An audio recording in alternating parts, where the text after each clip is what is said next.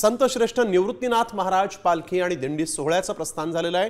त्र्यंबकेश्वरहून पालखीचं पंढरीकडे प्रस्थान झालंय। त्र्यंबकेश्वर ते पंढरपूर असा 27 दिवसांचा पालखीचा प्रवास असणार आहे। निवृत्तीनाथांच्या पालखीचं प्रस्थान झालेलं आहे आणि आपण बघतोय यावेळेस त्र्यंबकेश्वरमधली ही दृश्य। त्र्यंबकेश्वर ते पंढरपूर असा हा 27 दिवसांचा पालखीचा प्रवास असणार आहे। टाळ मृदुंगाच्या गजरात इथून नामाचा जयघोष करत पालखी त्र्यंबकेश्वरहून निघाली।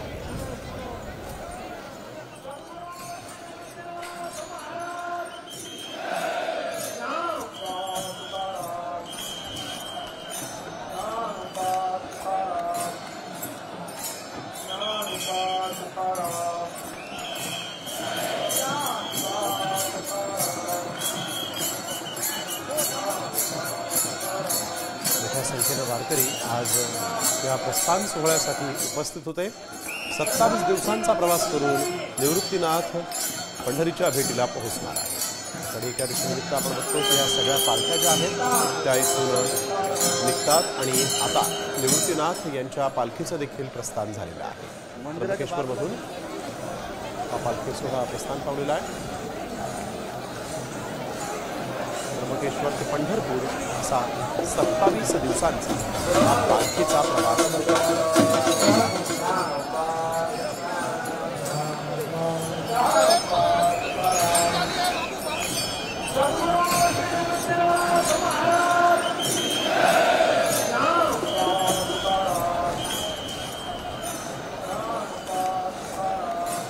आणि यावेळेचा आढावा घेतलाय आमचे प्रतिनिधी तबरेज शेख यांनी।